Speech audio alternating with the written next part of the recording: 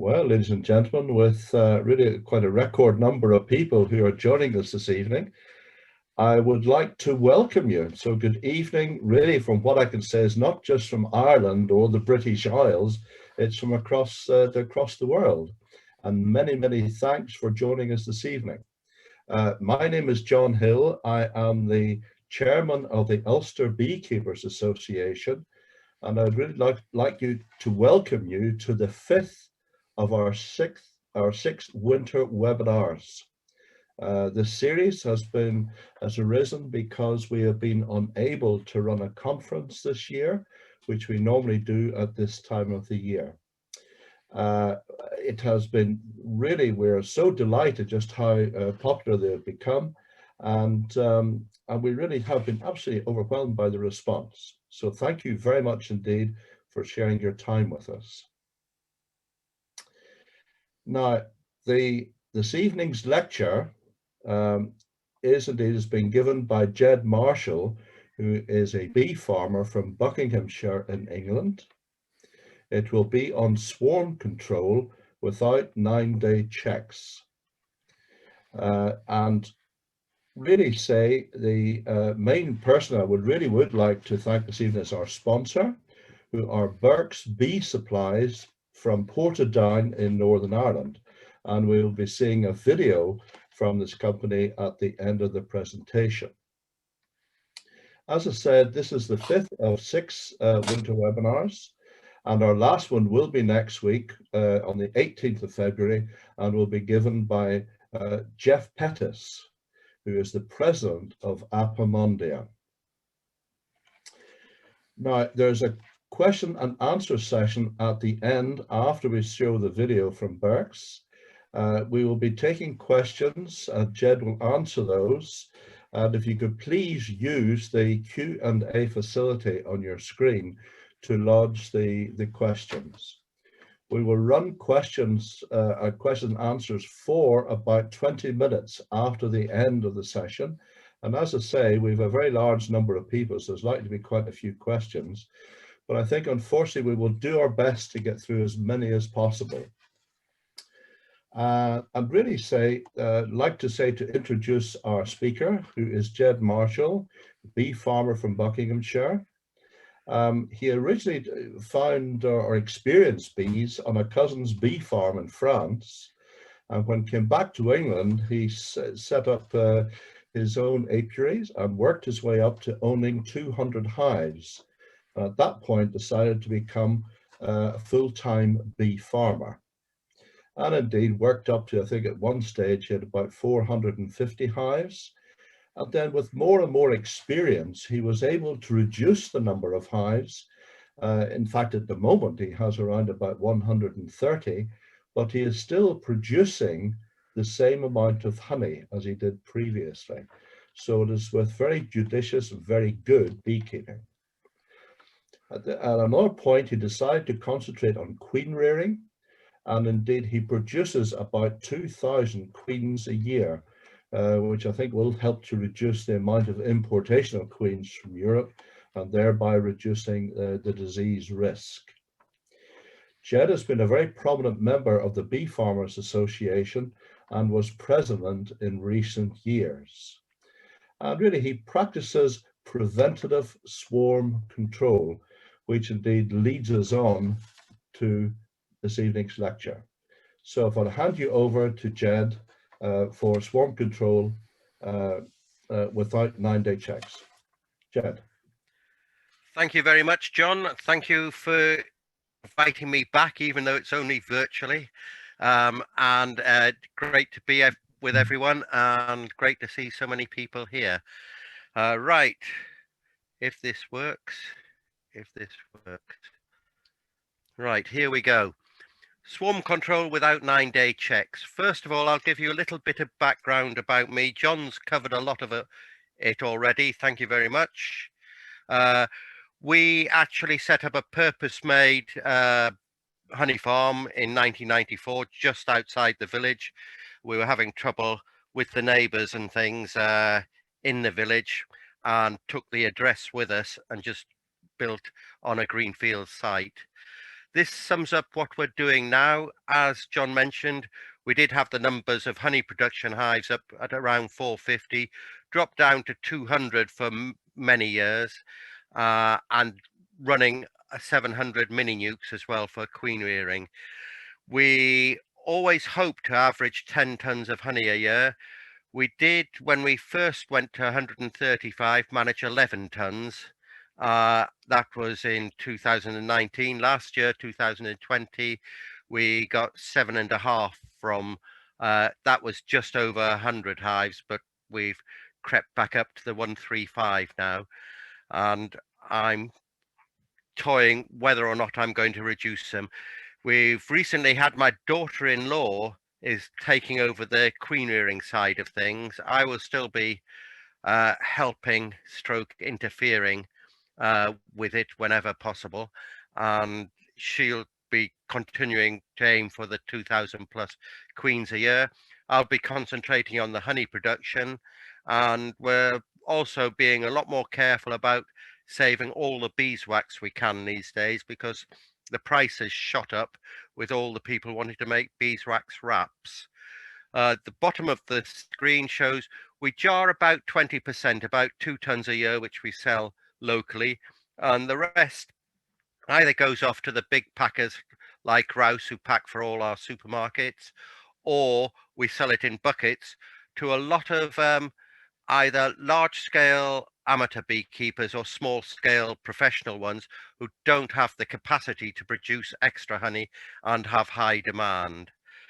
The map shows approximately where we are in a tiny village called Steeple Claydon, and historically we used to take a lot of bees down to Kent for pollination early in the year. Everything came near to home for the oilseed rape early summer, and then we'd chase off for borage wherever we could go. We went to Yorkshire, Kent, Wales, and all over the place for borage. And historically, we also went up north for heather honey. More recently, we've actually got Echium, which is very similar to borage, right on our doorstep. So we no longer need to do the lot of traveling, and we still get good crops from that. So that makes our life easy. With us, obviously, daughter-in-law helping with the queen rearing. I had my actual daughter working with me and doing an apprenticeship in bee farming. She worked for 9 years. She went out to New Zealand October before last and is still stuck there because she's actually got freedom there and can get on with things and doesn't want to come home and be locked down. So we've lost her for the near future. And I've got Sheila, my wife, who tends to handle the queen orders and some of the jar sales as well. And sometimes we have extra help during the summer for extracting, getting honey off, or collecting queens as necessary. But generally, we just run it with the family, my wife, myself, daughter-in-law, and daughter when she's here. Right, let's get back into the actual presentation for tonight. Swarm control without 9J checks.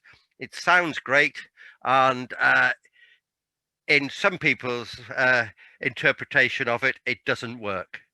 How I'm going to go through it, I will defend my case and say why I regard it as working.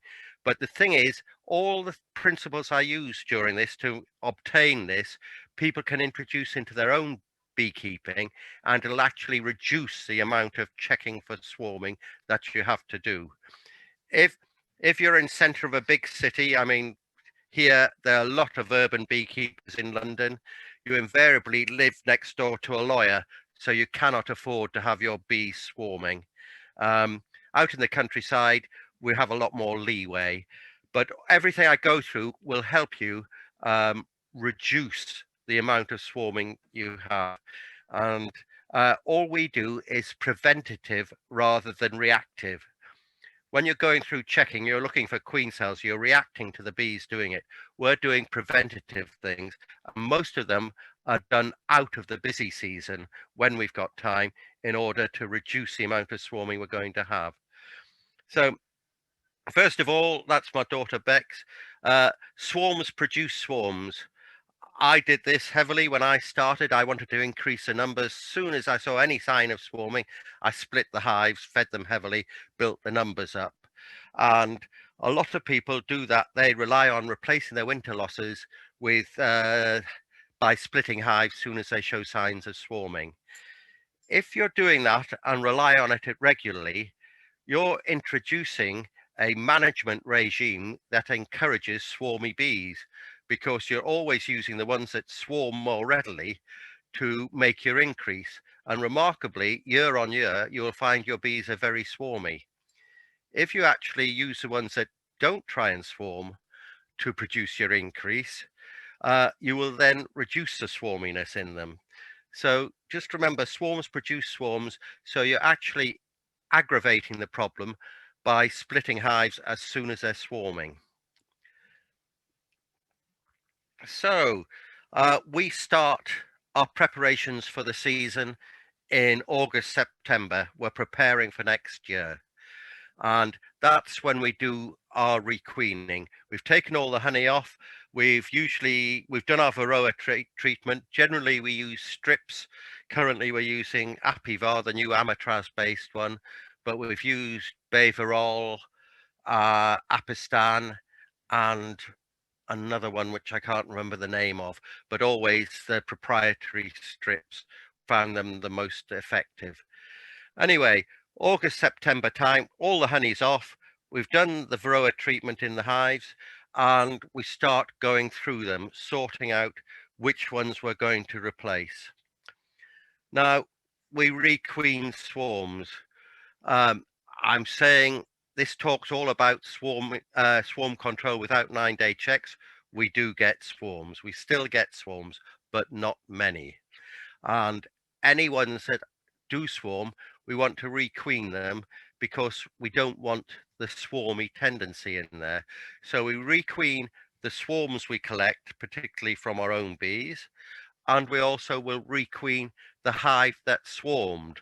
So that's the actual progeny, the queen who's flown off with the swarm, she gets requeened, and her progeny, which theoretically will have a tendency to swarm, we replace her as well. So we're always trying to reduce the swarminess. One of the big things that helps is young queens tend to swarm less. They also overwinter better than an old queen. So for our system, we're using large hives, we're getting large honey crops, we have large colonies, and we found over the years that we usually get 2 good seasons out of a good queen. So we always requeen them after their second year. And one of the things I found was you often found they performed better in their second year than in their first year. And this then meant that come this August, September time, we'd be looking at them and we'd go, oh, this one, I know she's 2 years old, but she's done fantastically well. Perhaps we should keep her. And I do get a little bit sentimental and think, oh, well, we'll keep them. And invariably, it's a mistake. And part of the reason they've done so well is the queen's laid extremely heavily in that second year and has basically run out of sperm. And so if you keep her, she often turns into a drone layer over winter, and then the colony can fail completely. Or she goes drone layer very early in the season, and you can recover it, but you've lost that early season crop. So we requeen the swarms and the ones that have swarmed and everything that's 2 years old. The big thing is we use bees with a low swarming tendency. We rear queens, as you saw on the introductory slide, and we use low swarming bees. We use buckfast bees, which with material that we import from Denmark. We find them very good and quiet to handle, very productive. But one of the bonuses is they tend to be low swarming. This is usually where we're face to face. I look for hands coming up, but I'm going to do it for you because there's too many people to look at. Where is the queen in the picture? that's running this hive. She is not this, yes, there she is, but she is not the one running the hive. This is her daughter who's in there actually running the hive. This is an old one. You can see it's a clipped queen, wings a bit frayed. This is a lot younger, fluffier one. And she's the one actually um, in charge of this hive. This queen's gone off lay. It's supersedure. And the bees we use have a high supersedure tendency, which is great because it maintains the colony strength and replaces a queen without us having to do anything. So in this case, we always leave a supersedure queen in there. We don't bother removing the old queen. We just let the bees get on naturally. Where at all possible, we leave the bees alone to do their own thing because they're better at it than we are. And we try not to interfere too much. And that's one of the other advantages of not doing too many checks. You're not dismantling and reassembling the hive regularly all the way through the busy season, and the bees can just get on with what they want and put everything where they want it. So March, April time, we've done the overwinter, we did all the requeening. After we finish requeening, we feed them heavily with syrup, and also early in the year, even before we get to this time, we will start feeding fondant if they seem short of food. This winter, it was very warm all the way up to nearly Christmas, and a lot of the hives went through quite a bit of food. I've been round once already, and there are some strong looking colonies there which won't get all the way to April without a little bit of supplementary feeding. So by now, by this time, we finished all our preparation for the year and we're moving on. When I actually see the pussy willow out and hear my first cuckoo, I regard that as the end of winter and the start of the summer season. And I believe anything we've got alive then, we can keep alive. We do overwinter some queens, only enough for our own use before people ring me up saying, have you got any queens? And they are basically to replace anything that's failing as it comes out of winter, catch it before it collapses and put the new queens in there. Early in the year, anything that's half decent, we'd put a super on it. We're bee farmers. To be a bee farmer, you've got to be an optimist. So you're always putting more supers on than you really need. And we sent them off down to Kent. Anything that was not strong enough to go pollinating stayed at home. And anything that I regarded as far stronger than necessary also stayed at home because for the pollination, you need the equivalent of 5 British Standard frames of brood. These are 12 frame brood boxes with 14 by 12 frames. So 3.5 of their frames of brood is enough to cover you for going pollinating in Kent. But we expect them to go down with 4, possibly 5 in. Anything with more than that stays at home. And we know anything like that, if we sent it down to Kent, where the weather's better than it is where we are, with a lot of brood in it, it would just explode and swarm. We haven't got time to go down and check them on interim visits down there. So we want everything to have plenty of space. That there's the extra super. This one's got 2 on it, and it hasn't got a lot of brood, less than half a brood box of brood in it. And the bigger ones stay at home. Now here we are. This is another one where I usually do a question, but I'll answer it. We've got 3 hives here. Things are moving on. It's March, April time. You can see the bluebells are out. We give plenty of space. Everything always gets an empty super put on it if everything else has got bees in it.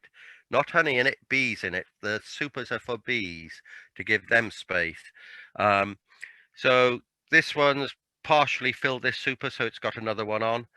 That one has done really well, virtually filled the box. We put another super on. There's the crown board. with the holes open and an empty super above. This one had already filled 2 supers, so we did the same. Empty super on top, crown board, holes open, and another empty super.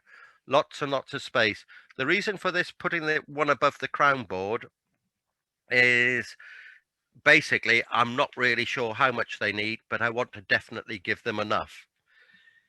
If they really need space, they will fill that upper super and then go through the holes and start filling the super above. If they didn't really need the 2 supers and I'd put it below the crown board, they would funnel up between the 2 boxes and fill the middle frames and be a real pain come to extracting time, taking home partially filled boxes. The other thing is, if they actually don't need that top box when you come along to your next visit, and they've barely gone into this box, you could actually take that off and put it on another hive if there isn't such a honey flow on. So that's always give them extra space in above the queen excluder for bees as well as honey. Now, the other place you need space is in the brood box. So what we'll do is anything that is getting really strong, building up quickly, we're talking March, April time, we will take a frame of sealed brood out.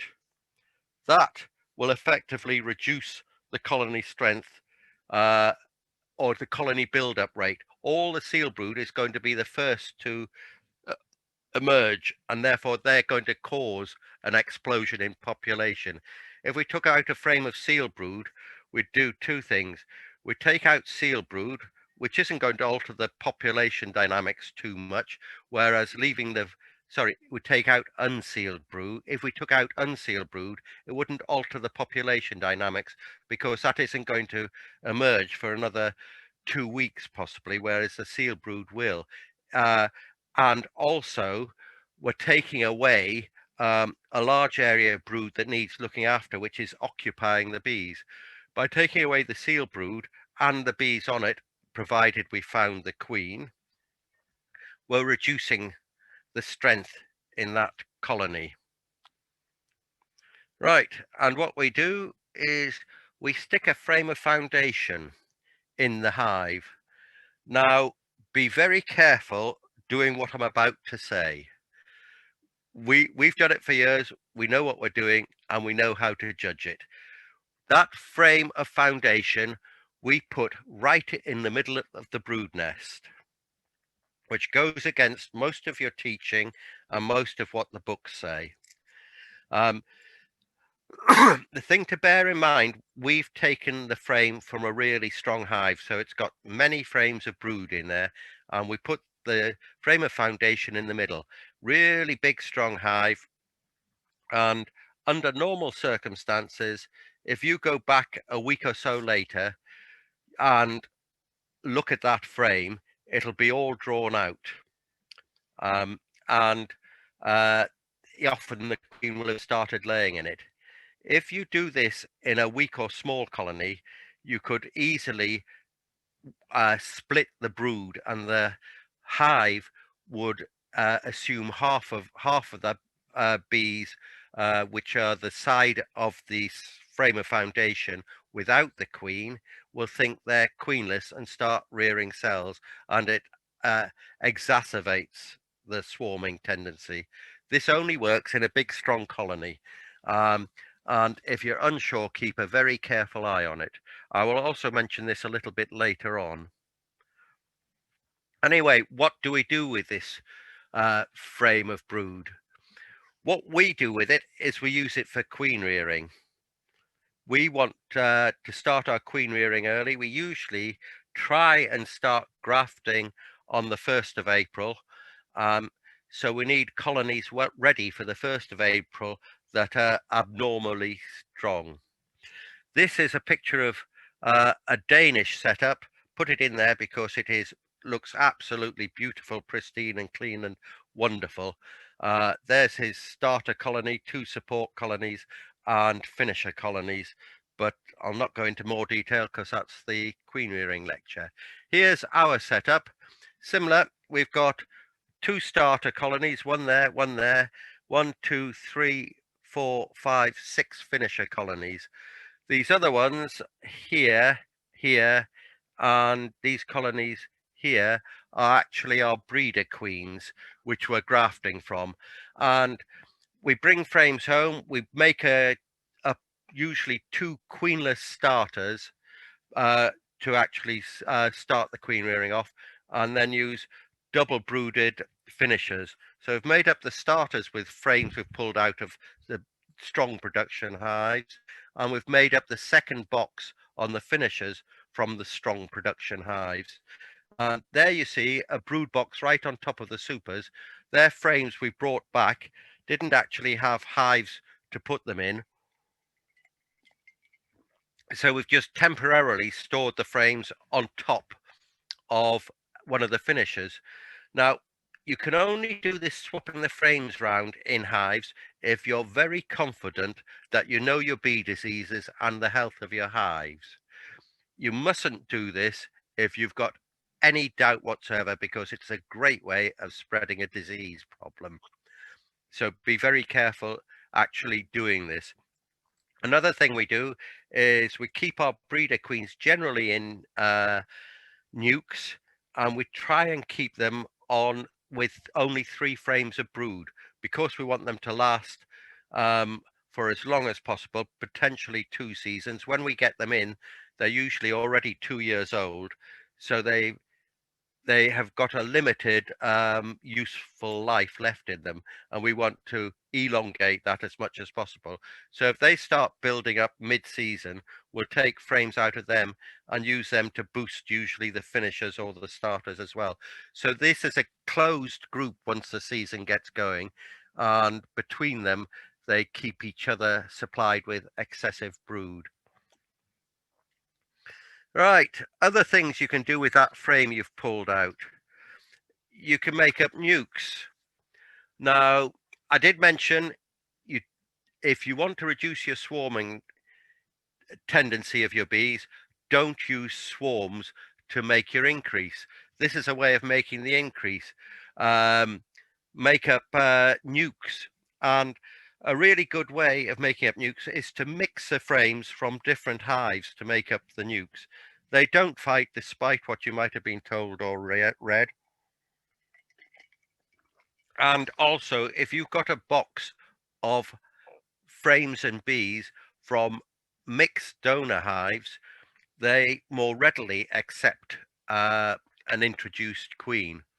And you can either raise your own queens, or you can, one of the cheating ways to do it is to get a frame of very young brood and eggs from one of your really good colonies that hasn't shown any sign of swarming, mark it, because you will never remember where it was, mark it and put it in a nuke. And you've made up the nuke with the other frames from other hives. Go along about a week later, go through all the frames and leave a cell or two from the marked frame from your good hive, which the bees will invariably have pulled the cells on that frame. The other frames will have had very little young brood on them because they were sealed brood, but they still might have the odd cell on them, so watch for that.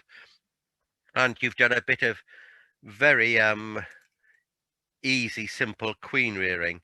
The only thing to watch is sometimes those emergency queens aren't as good as properly reared ones, or read about it and rear your own queens. But that's another way of using up these frames of bees.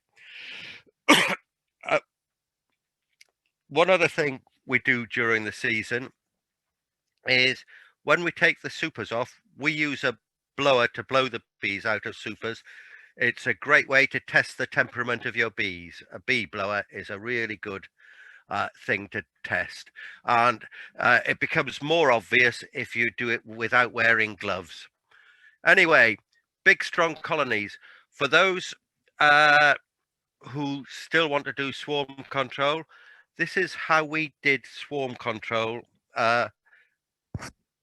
back in the day when we were doing reasonably regular checks. We'd go to a yard, we'd always check the strongest colonies first. If there were no signs of swarming in the strong ones, we wouldn't bother checking the weaker ones. And the theory behind that is it's most likely the strong ones that are going to swarm. If the weaker ones are, if the weaker ones actually do swarm and we haven't checked them, it'll most likely improve them. This is prior to us actually having our own queen production program along with the replacement regime. So we go in there. If we found any queen cells, we'd remove all of them and a frame and do that trick of putting the frame of foundation in the middle of the brood. Then 9 days later, we go back, and if we found, hang on, let me go back to that. 9 days later, we go back and we go straight into the hive and we have a look at that frame of foundation. If the queens started laying on it and the bees have obviously drawn it out, you very rarely find queen cells in that hive.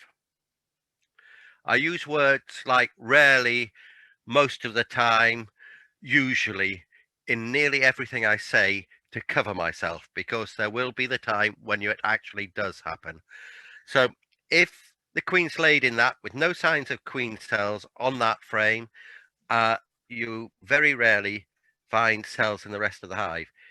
If the queen and the bees haven't touched that frame at all, you most likely will find cells. If they have drawn it a bit and there may be the odd egg in it, you still have to have a look through the whole frame.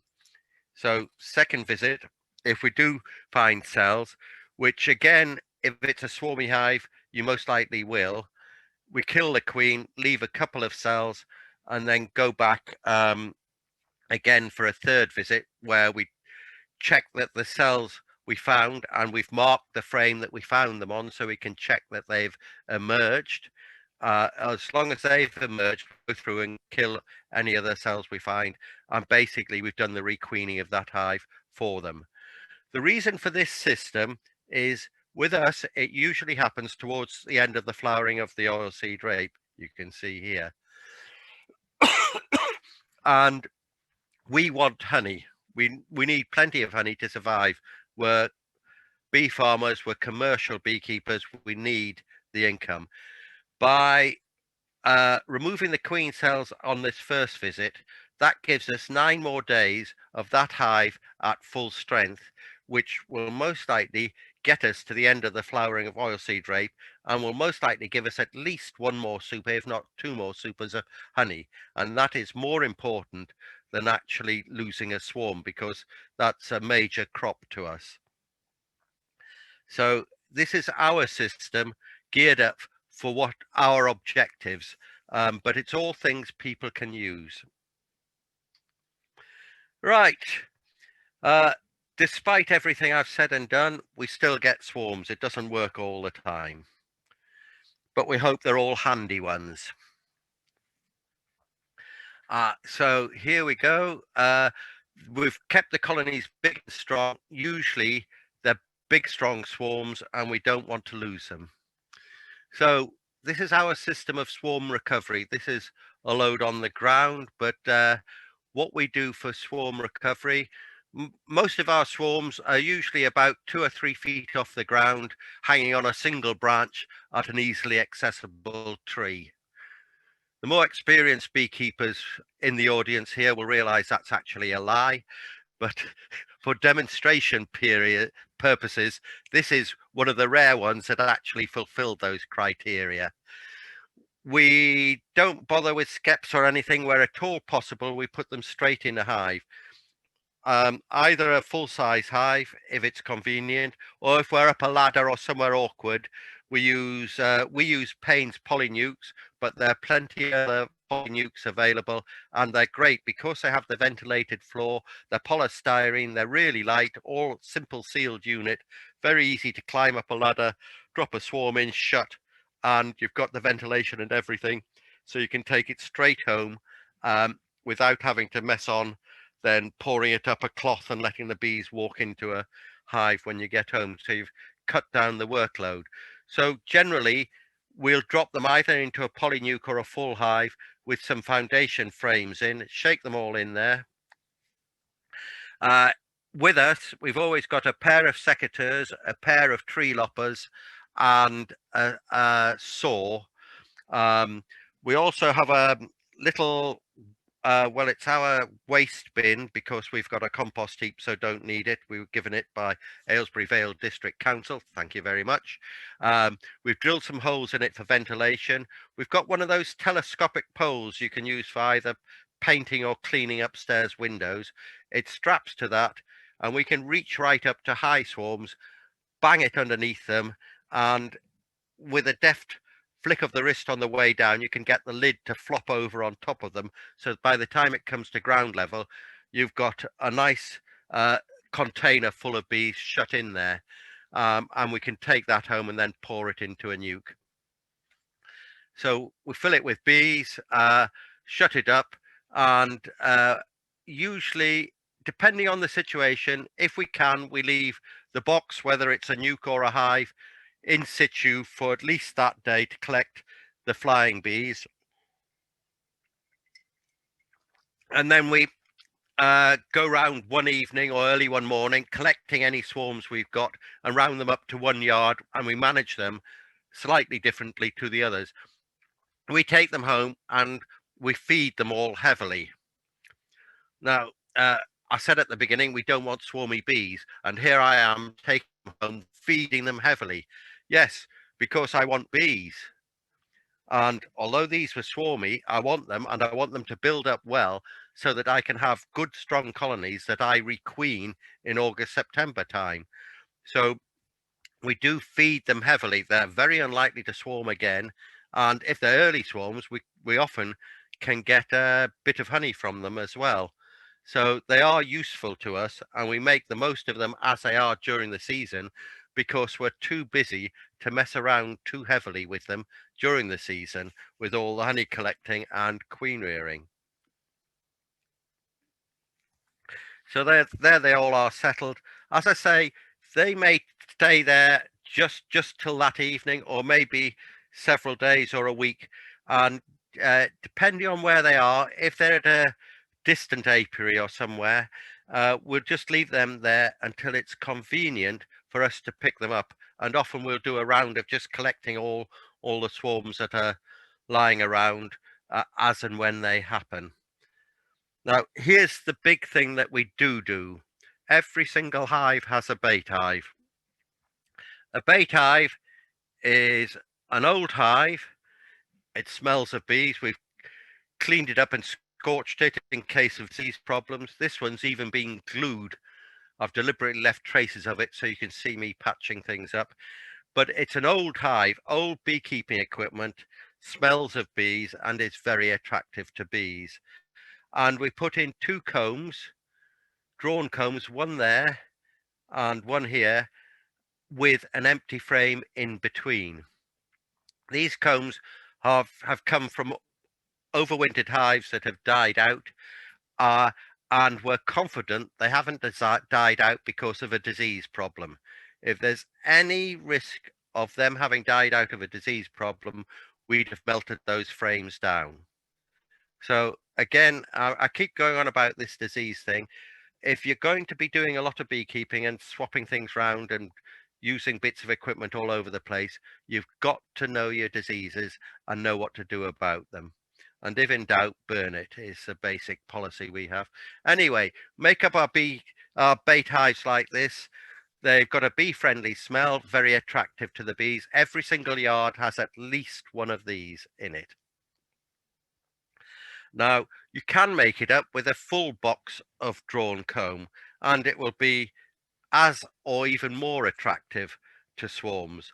The big issue with that is if you do that and you don't get a swarm in it, it'll most likely fill up with wax moth and make a terrible mess. By doing it this way, generally, there's one of those words again, wax moth don't like airiness, so they rarely attack these 2 combs because there's no tight space between them for the wax moth to to go to, which is what they like, because of this middle empty frame. That's an old frame which has been cut out, and it's just acting as a spacer between the two.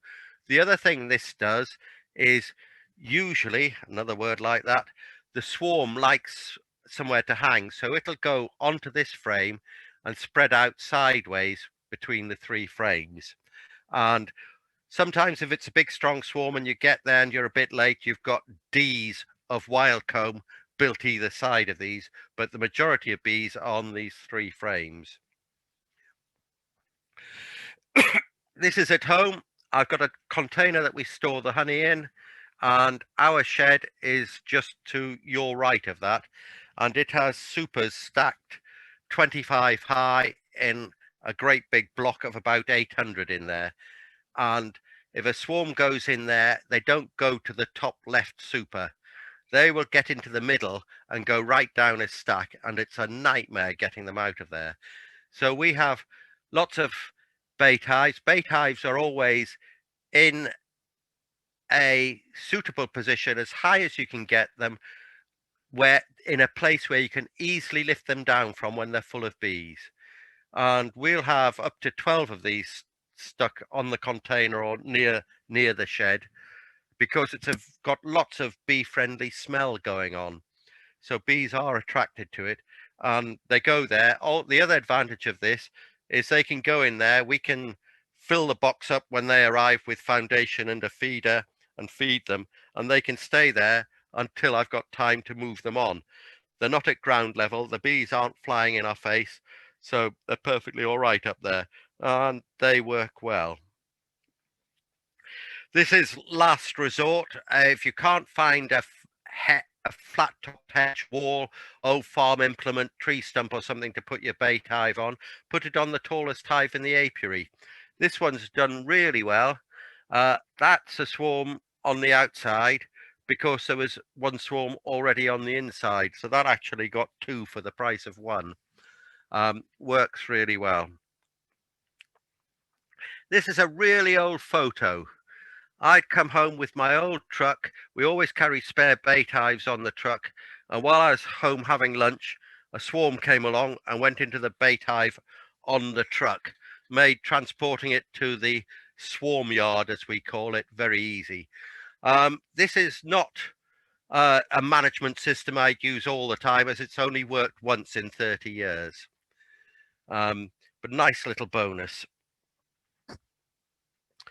This is showing where it's gone wrong. There are three frames, two drawn combs we put in, one empty frame. Bees weren't having any of that. They made home in this half. So we started filling it up with frames, gave them a frame feeder, fed them with syrup.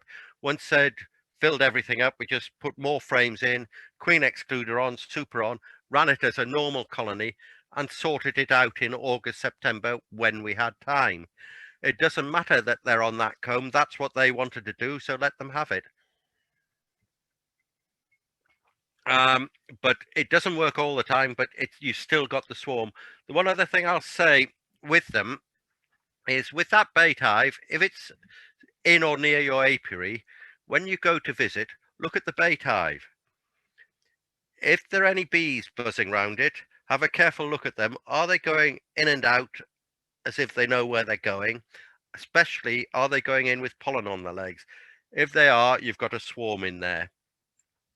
If you're unsure, lift the gingerly and see if there's a swarm in there. If they're just bees buzzing around the box, particularly a reasonable number of them, that's most likely a sign that somewhere nearby there's a colony of bees wanting to swarm. It won't necessarily be yours in the yard. It could easily be someone else's a mile or so away, but there is a hive nearby wanting to swarm. So it gives you a heads up. If you've got bees around your bait hive, you've most likely got signs of swarming in one of the hives in that yard. So it gives you a little heads up when you walk into the yard. Conversely, if you've got no bees buzzing around the box and the box is empty, you've no idea what's happening with the hives. So you still have to look at them. Sorry about that one. Right, this sums up what we're doing. We requeen all swarms, and we requeen everything that has swarmed. We get young queens into the hives, anything that's had 2 full seasons. So if we rear a queen really early in the season and it does the whole of 2018 and then does the whole of 2019, it'll be requeened at the end of 2019. If it's reared at the end of 2018, it overwinters, then does the whole of 2019 season, 2020 season, so 2 full seasons, and then it's requeened at the end of 2020 in the August-September time. And we get young queens in them. We use the queens we produce because they work well for the low swarminess. Space in this with plenty of supers. Always have one more super than you really need on a hive, and that's a usual rule of thumb we work on. At the end of summer, when we're taking the last supers off hives, we expect to take at least 1 empty super per hive home at the end of the season. Because we're optimists, it's always out there. Very occasionally we're wrong and it's been filled up as well, but usually we just bring it home. In the brood box, pull out that sealed brood if the colony's expanding rapidly. It's that rate of expansion that often encourages a swarminess. One other thing we do is we shake bees out of supers to make up mini nukes, which helps a bit. And during the season, when we blow bees out of the supers, if we think they're getting exceptionally strong, we'll blow them onto a sheet of a thick polythene, the stuff they use for damp-proof membrane on house building and things. Blow them onto that, and we'll have blown all the supers. There'll be a big pile of bees on there, and we just lift it up and pour it into a mini nuke and put some frames in it. We've made up effectively what's similar to a shook swarm, and then put a queen in with it, and that gets us a little bit of increase. It's also taken some bees from a lot of hives in that yard, so it's just keeping the population from expanding too rapidly. It's not taking a massive amount per colony, but it's just keeping the lid on it a bit.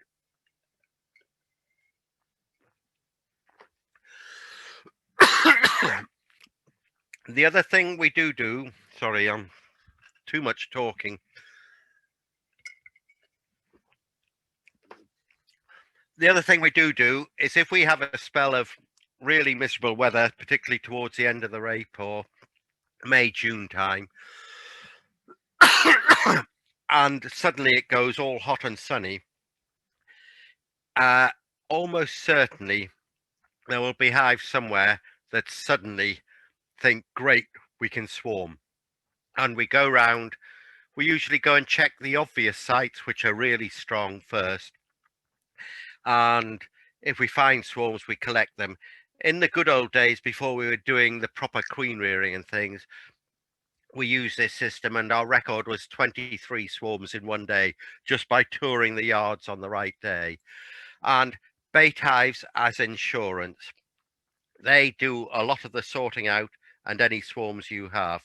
And now, overall, by using this system, we don't routinely go into brood boxes between mid-April and early August at all, unless we're desperate for brood or there's a problem with the hive and we need to have a look in it.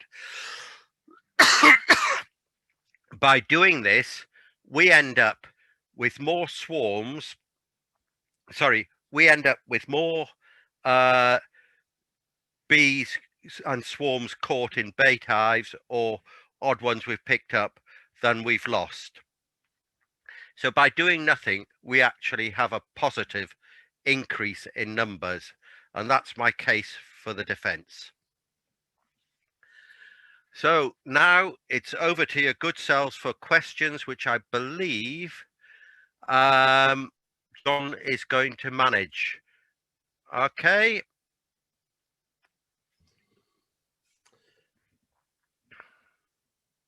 Right, Jed, thank you very, very much indeed for that. That was very practical, very, very informative. And I think certainly if I go over to Joe, we have a short video to show just to start with. And if you've got questions, please put them into the Q&A section at the bottom of your screen. Joe, could we possibly start the video? Thank you.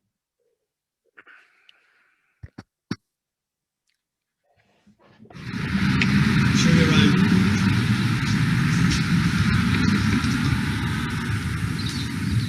So this is our bee supply store. We should have everything you need here for your beekeeping requirements. We've got all the frames,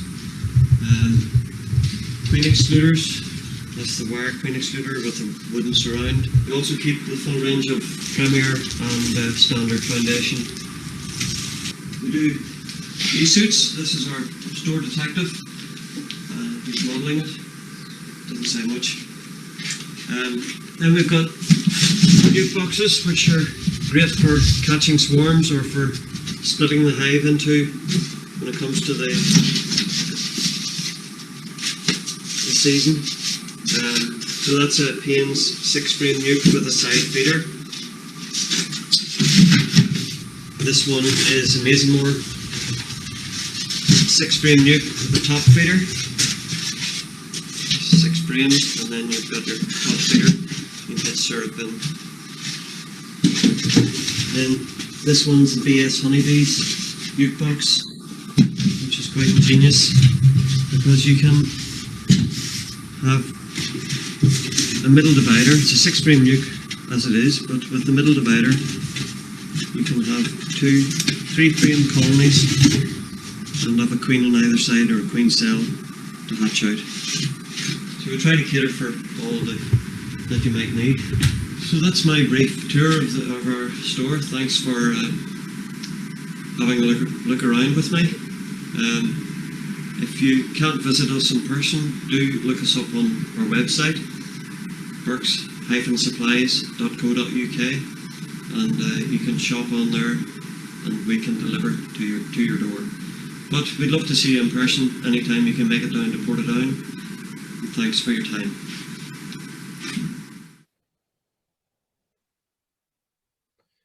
Right, thank you very much indeed, Richard. And so I think we could possibly go on just to start on some of the questions. And thank you very much indeed for bringing in these questions. We will give about 20 minutes or so for Jed to answer some of these. And I'm afraid, unfortunately, if your question doesn't make it, then please keep it for another time. Right. If I could start really, Jed, let's see. What do we get? The question here is, do rice process your honey or leave it raw?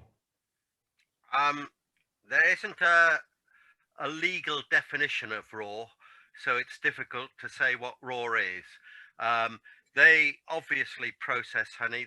They do flash heat it. It's not pasteurizing, it's flash heating in order to fine filter it, primarily to ensure there are no crystals in the honey, so that if they're using it as a clear honey, it is going to stay clearer for longer. It is better processed than the systems a lot of beekeepers use, because they keep a very careful control over the amount of heat and time the honey is heated for. Yes, you can have raw honey, and there's a friend of mine who doesn't like the expression raw, who digs up a bucket and he says, yes, this is raw honey. It's all the stuff fell on the floor when I was extracting, so it hasn't been processed at all. I'm charging you twice the price for it. Would you like it? The raw is something I don't like the name of. We use minimal processing in ours. There's no filtration. It's all done by settlement. There's only a little bit of warming, which is about hive temperature we use to get the honey to settle out. So in the buckets, our honey conforms to most people's interpretation of raw. If you want, we could scoop the froth and pollen and bees' knees off the top of the tank and give you that, so you've got plenty of bits in it. But our honey comes out very, very clean, and obviously there's no pollen filtered out of it. Right. Okay. Next one. If you place a queen into a nook to control swarming, but don't want increase, what is the minimum amount of time before you can reintroduce the queen back to the hive? Real answer is I don't know, but you just thinking on my feet, if she's just laid an egg, that's going to take 3 days to hatch. It'll take another, it's viable for producing an emergency queen for another 3 to 5 days. So if you leave it over a week, go back in there, remove all the queen cells and make sure you get them all, put the queen back in. There's no way they can raise cells until that queen starts laying again. But there's nothing to stop them having another attempt at swarming once you've done that. By removing brood from the hive, you reduce the size of the hive and perhaps add it to one of your less strong colonies in order to reduce the number of bees in there. But they're swarming for a reason. And often it's because the queen's old and they really need a new one. So you've got to be careful that you're not spoiling some good that they're actually attempting to do. Okay. How do you overwinter extra queens? Well, several ways, either in nukes, which will take a queen out of one nuke, put it into the hive that we want to use it in, and then amalgamate that nuke with one of the other nukes and make it into a full colony early in the season. We have tried doing it in mini nukes, a little bit difficult. And then we have some other special hives that take all our mini nuke frames, which are run as a big colony with 99 mini nukes frames in them and a queen in them, and we use them to make up the mini nukes in the spring. And when we do that, we take the queens out and we use them for replacement there and then. Right. Do you make sure you collect the queen with the swarm? No. Well, we've been doing it for a little while now, and you have a fair idea of whether you've got a lot of the bees or some of them. There you saw the example I showed where we shake the bees into a box. If we're not sure, we'll leave the box there, hopefully for at least the rest of that day to collect any flying bees. And often if there are enough bees in the box and they like the box, even if the queen wasn't in when you shook them in, she'll fly in. Sometimes when we go back in the evening or whenever we go back to collect them, the box is empty.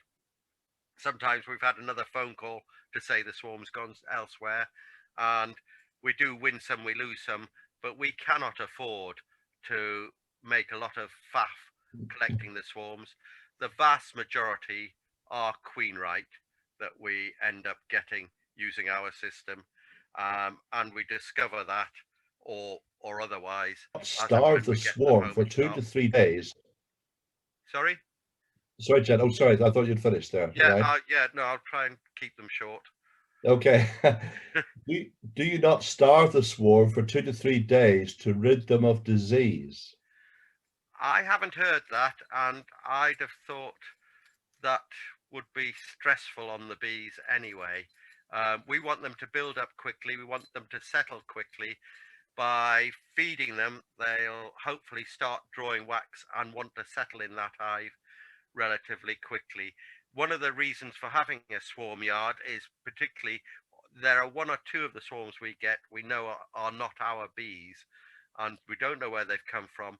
We keep them separate so that we can keep a careful eye on them. And as I say, if we're in any doubt at all about the healthiness of those bees, we'll just kill them and burn them straight away, because we don't want disease getting through our outfit. Okay. What process do you use to introduce new queens to a colony? Very briefly, usually we'll make them up in a nuke, which is made up from 2 or 3 donor hives, and introduce them. If we're introducing them into a big colony, end of summer, remove the old queen, and the way we do it is we usually put the new queen in later that day or the next day, but we have spare queens. Or if you want to be safe, you can put the cage above the feed hole in the crown board, in her cage, sealed up, to let the bees get used to her before you actually introduce her properly with the tab removed from the cage and a hole through the fondant a day or so later. Lots of variations on that. We don't make too much fuss, but we do have spare queens, so it doesn't matter so much to us. Okay. Do you ever reverse boxes to prevent swarming at the beginning of the season? We don't run double brood chambers, so we've got nothing to reverse. And we don't put them above supers or anything. No, we have not got time for anything that's fiddly, and we tend deliberately not to do anything that's unnatural. Okay. If you have an extra super on all hives, do you not finish up with many partially filled supers? And that being so, what do you do? And that being so, what do you do with them? Well, generally, if they're very partially filled, we tend to leave them on there, or possibly above the crown board, and let the bees clean them out. Usually we've had a good honey flow, we know when it's over. By the time we've gone round all the yards collecting all the last supers in, because we're taking all the supers in and putting in the varroa control at the same time, that last round of collecting takes 2 to 3 weeks. So by the time we get to the last ones, the honey flow's properly over. The bees have either sealed or taken the honey out of that last super. So there are very few frames in it with honey in, and we just sort it out in the extracting room when we get back there. We don't want to miss any honey, but equally, it does mean in the extracting room we have a stack of full supers, stack of extracted supers, and a box full of completely dry frames, and we make up the boxes into frames, supers with a whole box of dry frames in, so they can be put straight into storage without having to be cleaned up. Right, okay.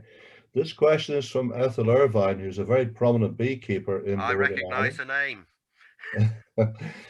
Thanks for bringing summer early. Some regard supersedure cells as emergency cells. Can you comment, please? Not very well. It depends. Yes, you've got to watch for them. Usually, the queen is still laying when you see a proper supersedure cell. A true emergency cell usually is when there's something gone wrong. You've squashed the queen or lost her, or she's disappeared for some reason, and they're usually drawn from a cell that was originally a worker grub, whereas the supersedure cells look like proper swarm cells, but they're usually only 1, 2, or 3, and usually in the middle of the brood nest. But yes, you can't say for definite it's not an emergency cell. Right, okay. You appear to put new supers on top of completed ones. Why not below to give the sensation of more empty space? Yeah, good question. everything we do to the during the summer is the fastest and quickest way of doing anything, because we haven't got time to really do it properly. We've got too many hives and too much to do. But when we start taking honey off, we will, and we've got big strong colonies, we will always put an empty super above the excluder, and then often reverse stack the other supers that we're putting on the hive that aren't quite ready to take off. So if we take off super number 1 and it's got another 2 on there, we will then put on super number 4 above the excluder, super number 3 above that. Oh no, sorry, super number 4 there, super number 3 above that, and super number 2 on the very top. And if it's a really strong colony, it'll get super number 5 put at the very top, so that when we next come to take honey off, we've numbered the supers, we've got the super that's most likely to be ready to take off nearer the top of the hive to make it easier. So when we're adding them, generally they just go on top if we're routinely only adding them. If we're taking brood out, we might do the system of putting them below. But if we're taking honey off and we've got to go through the super stack anyway, we'll do this reverse system. If we had time, we'd often put them above the excluder, but generally we don't. Okay. Could you please explain what you mean by starter finisher colonies in queen rearing? This is nearly a whole lecture, that question. Starter colony is a completely queenless colony to start off the cells you graft. A finisher colony has a queen in it, excluder, another box of young brood, and you have to keep shuffling it round to make sure it stays young, because the queen is in the bottom box, and they tend to finish the cells and give you better finished cells. It is just one system of doing queen rearing.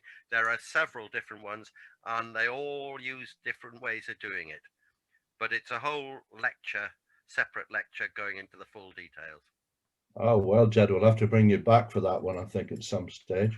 You noticed the little ad. How do you decide whether a colony is strong enough to load a fresh frame of foundation into the center, I presume it means of the brood, without a detrimental effect? One word: experience. Yeah, it's got to be a big, strong colony. Don't do it unless you're really confident. If you do it for the first time, keep a very careful eye on it. Right. Let's see. What bait or lure do you use in your bait hives? Great question. That's something I missed out in the talk. Well done, whoever asked that question. I just use the hive as it is. It's an old hive. It's got comb in it. And that works as a good attractant. I've found that if you use some of the lures you can buy, attractants, they are extremely good at attracting bees, and will often attract bees out of curiosity because of that very strong scent that they're generating, and they give you a false indication of bees potentially swarming, I find.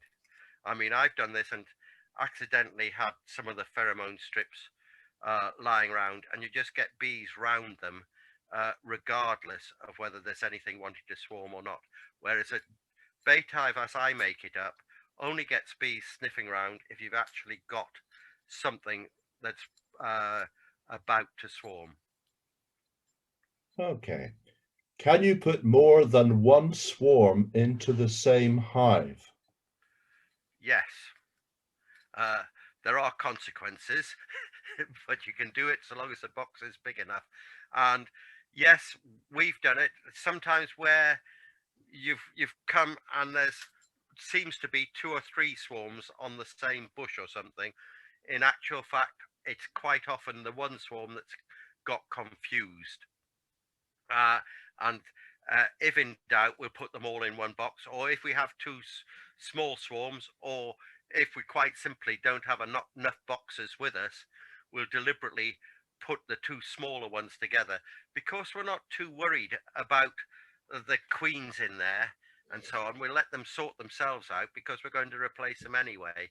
And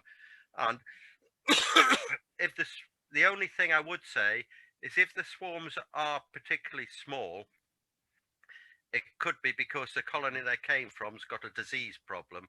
So by amalgamating two, you just make that disease problem worse, in that you've given that swarm enough bees to make it into a strong colony that's going to exacerbate the disease problem it's got. Whereas if you'd left it on its own, it may well have died out and not spread the disease around too much.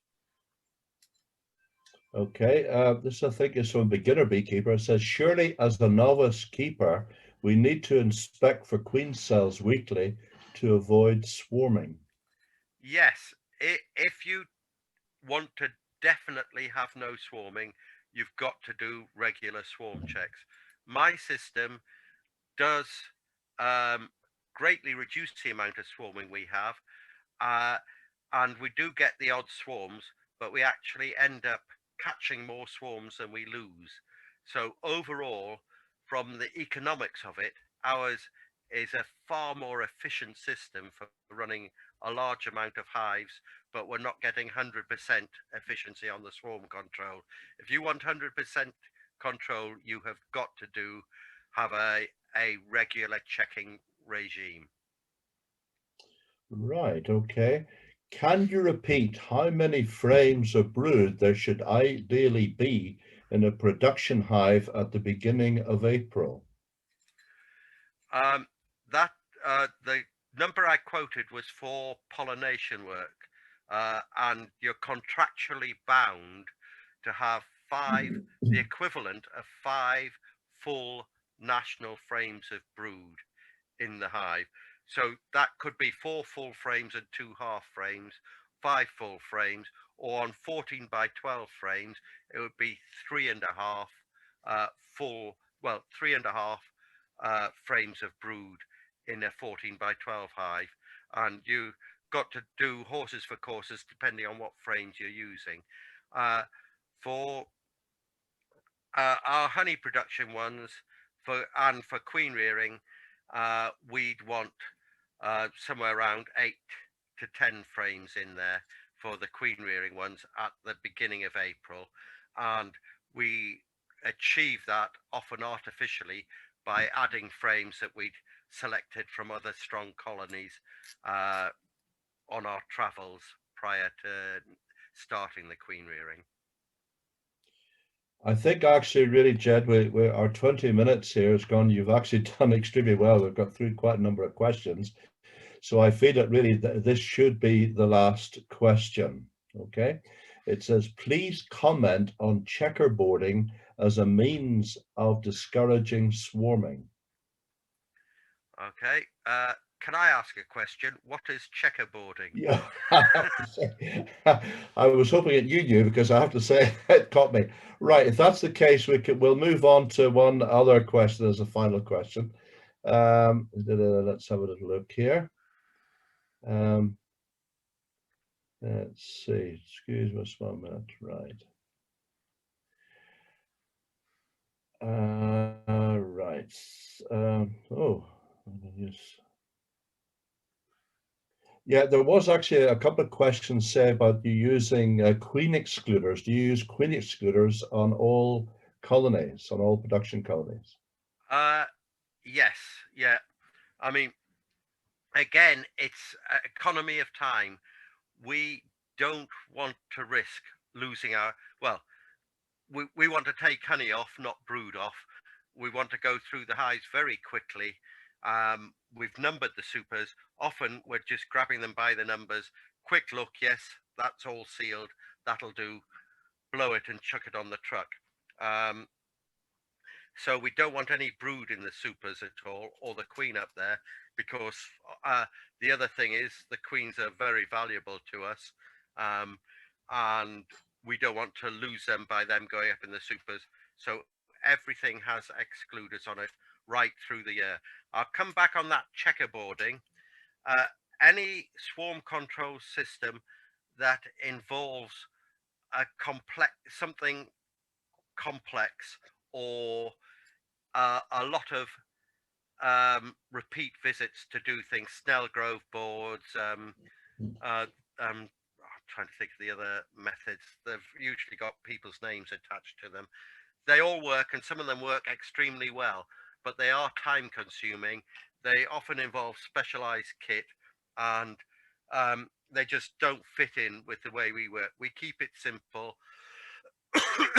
Sometimes I've got someone helping me who isn't usually a beekeeper, so it needs to be really simple so they get it right. Right. Well, Jed, thank you very, very much. It has been a superb lecture, very informative, very practical, and I do hope that our fellow beekeepers from around the world have enjoyed that and have been able to take back some very, very good tips indeed. So, ladies and gentlemen, thank you so much for coming and joining us this evening for this webinar. And I do hope that you have a very good time for the rest of the evening. As I say, next week, our last webinar will be Jeff Pettis, who is the president of Apimondia, which many of you will know is the world beekeeping organization. So he is quite literally king of the world. So if I could, on behalf of the Ulster beekeepers, I'd like to bid you a very fond farewell. Good night. Thank you.